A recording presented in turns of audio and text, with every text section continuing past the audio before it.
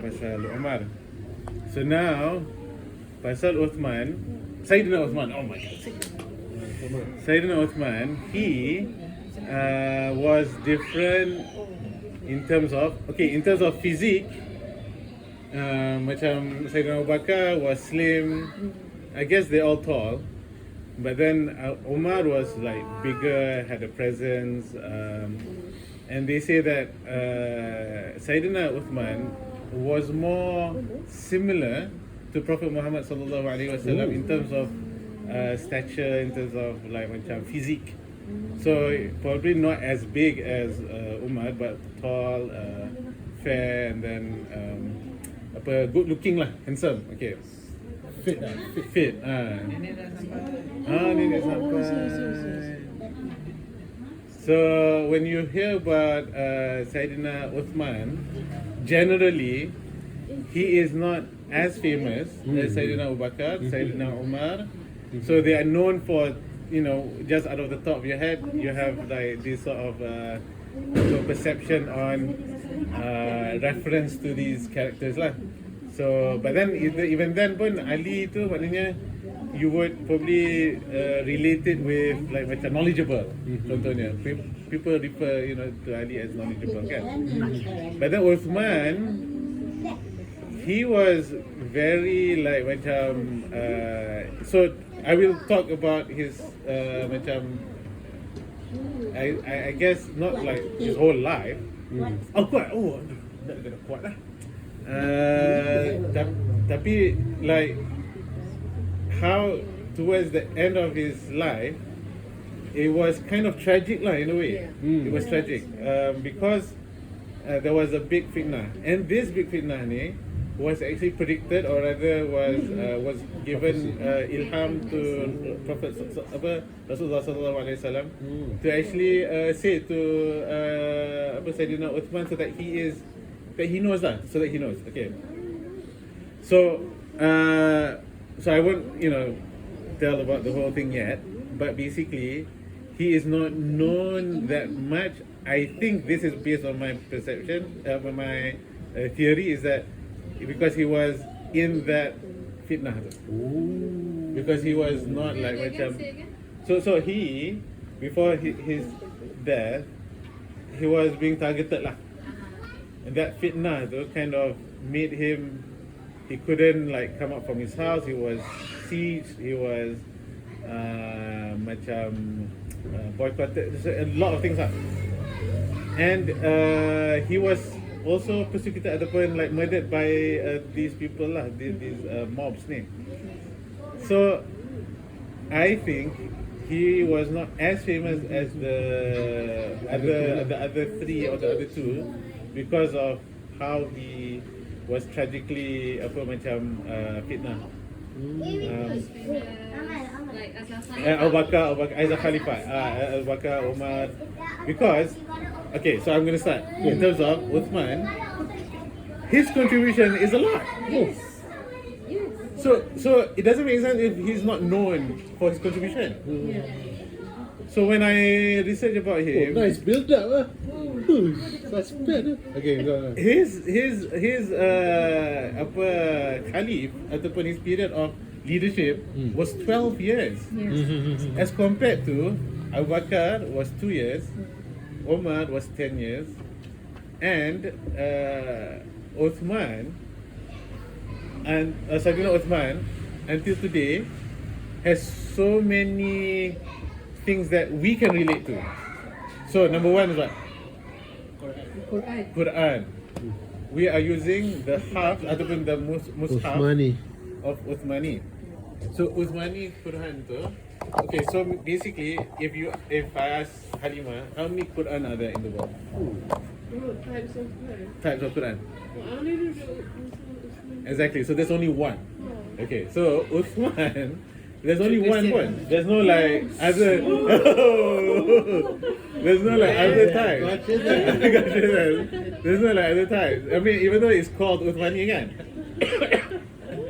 thinking that maybe there are other names. Actually, there's no other names because it was after the fact that Saidina Uthman continuing from Saidina Abu Bakar.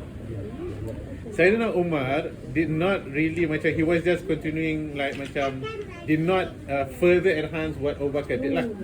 But when it went into Uthman, Saidina Uthman's time, he not only compiled what Abu Bakar has done in terms of ini, he also like macam really made it into a standardized Quran because of many reasons.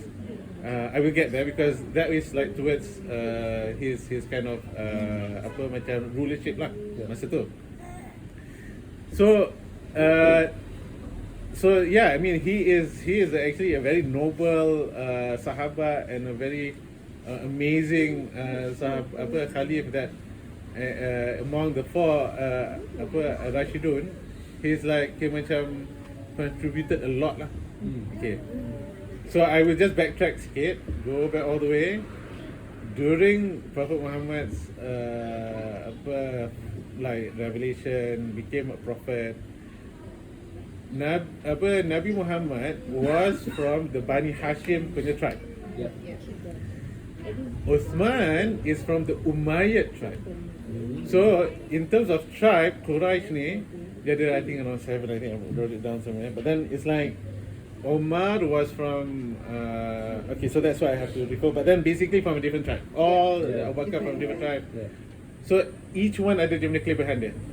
Umayyad punya tribe known for orang bangsawan lah. Memang kaya, network. Maybe like if you see like kalau Damansara ni network dekat sini, network dekat sana, you know, ada status. Equal to the Hashims. Equal to Hashim, but I don't know. I haven't studied really about Hashim. But then Umayyad tu drop lah. Hashim drop. No, the Prophet Muhammad punya clan equal. Because Umar was not well known. Right. Abu Bakar pun a small. But the thing is, if you see the history, Islamic history, there's Umayyad dynasty coming from the Bani Umayyah. So it came like, oh, okay, this is where it all kind of actually comes down to, which is the Bani ataupun the tribe of Umayyah. Prophet Umar Abdul Aziz is from the Umayyad. Bukankah Uh, dia anak cucu keturunan Saidina Umar? Abbasid kot. I'm not sure which one. But anyway, okay. Okay, so basically Q&A after this. ni dah agak dah. Tadi kan dah cerita. Dia warning, hati jangan cakap apa. Okay, so apa Prophet Muhammad was like macam I would say so to ni it's like Abu Bakar became his closest friend dulu. But through Abu Bakar, Uthman first introduced to Islam through Abu Bakar. Yes. Not through like macam you know directly with Prophet Muhammad. So he basically was one of the first Muslims. Maybe I would say like they say like first 5 or first 10. Yeah. Maknanya right after Abu Bakar, maybe it was Ali and then it was Ali. But then other than that it's Uthman. Macam tu lah. Top 10. So Abu Bakar had many good people. Yes. He knew many good people. Uthman seorang. Influential Boleh nak lah. kata 3-4 of the penghuni syurga comes from Abu Bakar. Kan Abu Bakar kan? Ya. Yeah, so I'm gonna cerita. So but mana when you go deep into Uthman's life, he is coming from Umayyad punya tribe. He started off as a merchant pun when he was part of the ni. Before Islam memang dia dah successful. So like maybe trading, he knew like the Arabian Peninsula punya route, path to going to these cities apa semua, okay? So maybe there were not like banyak cerita pasal before Islam. So in the period of okay, Prophet Muhammad dah masuk Islam. Now they all like macam a small community. Okay, in what year? I'm not sure, but then basically, you remember that there was a time that Prophet Muhammad, because there was persecution, okay, there was persecution. Nabi Muhammad said, okay, boleh selected few 11 people. Okay, these 11 people go and go to Abyssinia. Yeah. Go to Abyssinia to migrate. So this is called the migration of the Abyssinia migration. Okay, there was a particular name I can't remember, but then led by Ja'far. Yes. So Uthman masa tu maybe he was young. And okay, another interesting part about ni, during that time pun sebenarnya, because even though he was the first prophet, he was the first Muslim.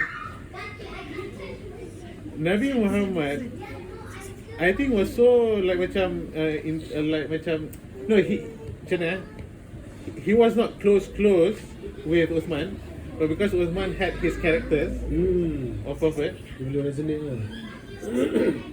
anak daughter of Prophet Muhammad, Ruqayyah, got married to Uthman. So they got married even before the migration ni lah.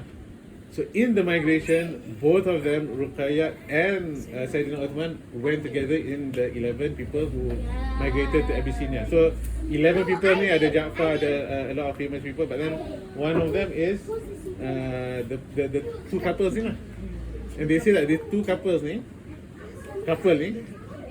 macam ngam lah, apa, loving, young lovebirds macam tu, okay? So when Uthman went to Abyssinia, and we know about the cerita pasal Abyssinia, they sought kind of safety lah. And then the people from Quraysh ni like, kacau lah diorang ni, apa the you know, so they sent like this guy nama Ammar ke apa dah, went there and then said like to the king of Abyssinia ni, okay, these people ni make trouble kat Quraysh because they have relationship Quraysh dengan Abyssinia pun. They say something bad about the Jesus and apa, cakap buruk pasal Kristian. So the king pun panggil lah the 11 people ni, betul ke kan? So Ja'far pun cakap, actually we are the same, and then famous story lah apa relate pasal surah Maryam and all that. And then Ammar apa like he came like, okay, actually why not we send apa hadiah pula to the king. So selalu nak kacau lah. Even though apa sought refuge pergi kat Abyssinia pun, Quraysh ni pergi hantar orang untuk kacau. So the persecution dekat Mekah still continue. We know about that story. But in Abyssinia, the 11 people ni memang dah dapat tarbiyah daripada Rasulullah, spread dakwah dekat Abyssinia, but also stayed there. They stayed there, didn't come back to Mekah yet. At one point they did come back, but a lot of them actually stayed juga sebenarnya to Abyssinia until the migration to Madinah. So the migration to Madinah ni was when like, you know, they decided apa and apa Allah pun gave the instruction to go to Madinah, apa to hijrah. So the interesting part is that Uthman in Abyssinia started to macam build his kind of network kat sana, and also buat trading lah. So he actually satu memang dah ada experience dekat Mekah. So when Abyssinia, dia pun dah, you know, dah mingle, dah set up his own business there. So bila masuk kat Madinah, dia dah kaya. He's made it. He's made it. Rasulullah went to ni, set up the place. Okay, we're here, Muslims are here, Ansar, ni kan, the community in there, where the first thing that Rasulullah did was to set up a mosque. And memang ada land, and then did apa Masjid Nabawi kat situ. So there was a apa, I think article pun, tapi there was a few battles, ataupun there was a few in terms of history lah, at that time where there was So I think there was okay, tapi the treaty tu Hudaybiyah tu tapi nanti jadi. But then Badar pun nanti jadi. But then okay, no, I was trying to say about how rich he was lah. So he okay, so there was a lot of macam pergi battle Badar, pergi battle, ada banyak military punya expedition. So Rasulullah will say, okay, who can give fund the expedition, memang is rewarded. In Jannah you will get the reward and given this reward yang banyak tinggi ni lah. I'm saying it ini kan in my thought, my head macam tu lah. Maknanya ada dia punya hadis dia, ada a real kind of reward. But basically when Uthman heard that, I'm the first one to have the decision. Okay, I'm going to fund.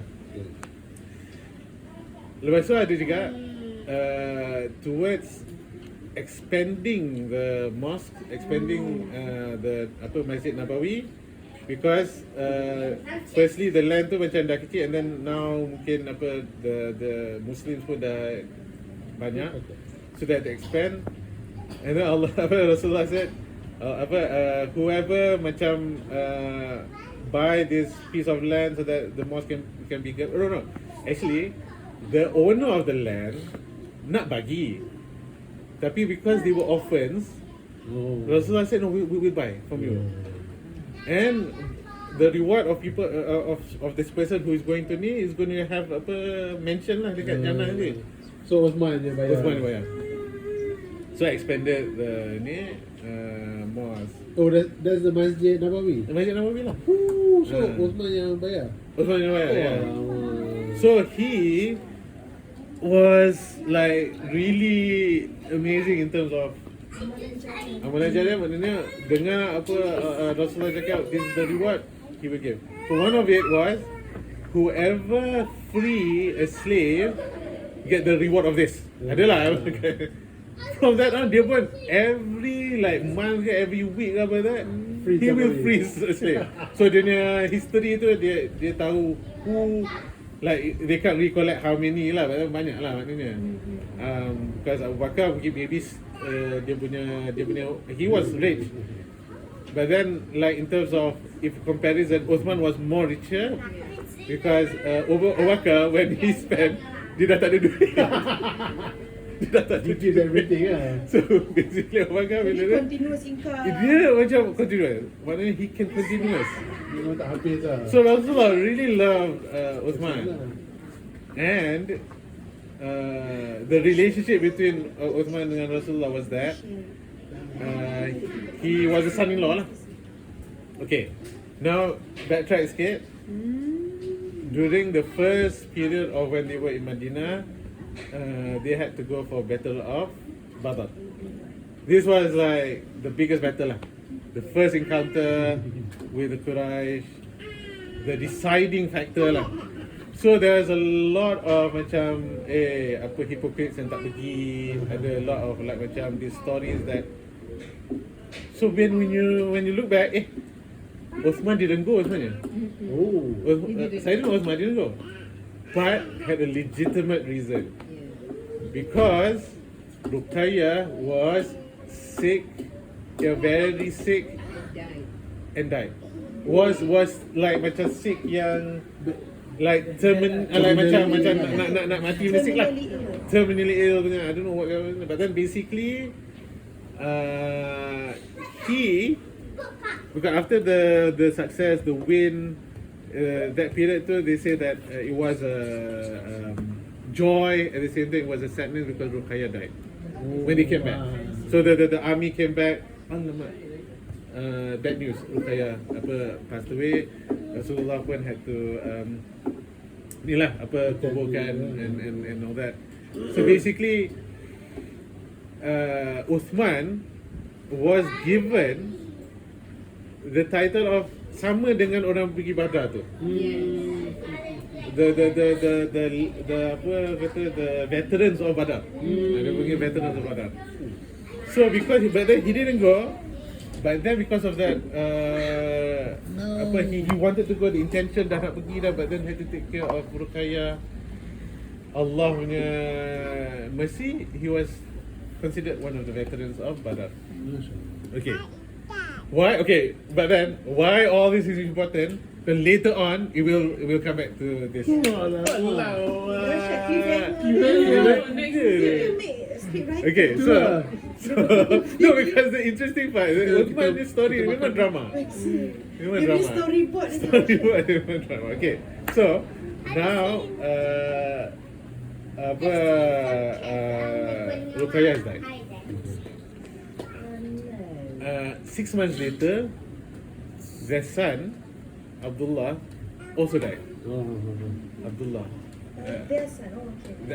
Ruqayyah had a son and was still young. 6 months, bukan 6 years. 6 months. You say 6 months. Yeah, you didn't say 6 months. I didn't say 6 months. I didn't say 6 years, kan? Yeah, you didn't say 6 months. Okay, baby. So Ruqayyah died first. Yeah. Ruqayyah died first, and then ni daripada Umar Sulaiman lah. Ada infection tu dekat muka, kena pack by bird ke apa lah, dan Ya. lama-lama tak dapat. Dia tak ada ubat lah He maksudnya. died. He died because of that. So Uthman was so sad. Saidina Uthman was so sad. Saidina Uthman was like, satu, he didn't want to like macam. So the Prophet like went up to him and said, "What's wrong?" And then Saidina Uthman was like, one is, death of Ruqayyah and my son, kan. Number 2 is that I'm not related to you anymore. Oh. So, the Prophet sallallahu alaihi wasallam, like, sayang sangat dekat Uthman. I'm going to make you. Okay, no. Allah actually, Jibril came down, told Prophet Muhammad sallallahu alaihi wasallam, give Kulthum to Uthman. And Kulthum is? It's okay. Whoa. Natural.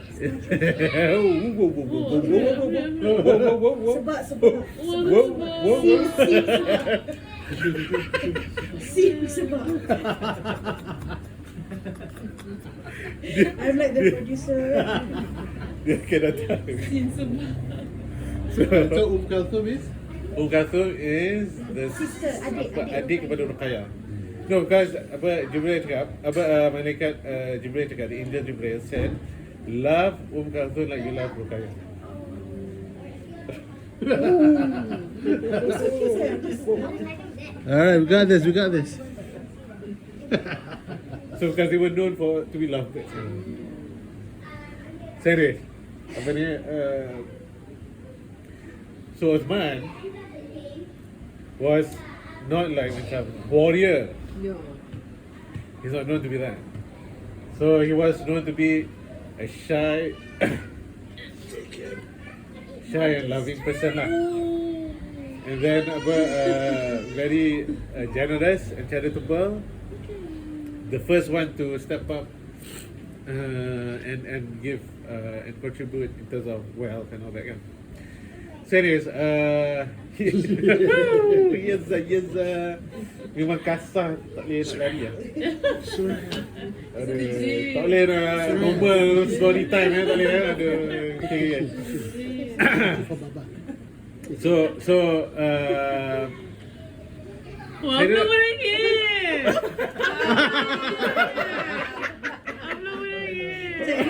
Maybe I push it kat Aiman so Aiman can see. Okay.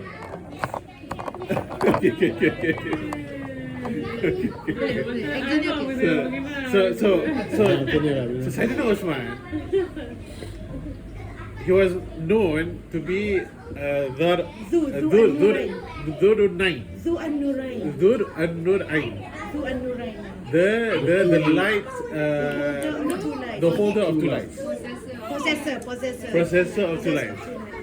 In which the 2 daughters are the lights lah, because the descendants of Rasulullah SAW.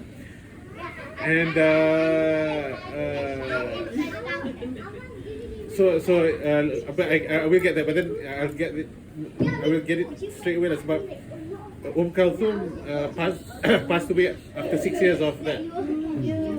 So like around 6 to 7 years, I can't remember. But then basically, she also died.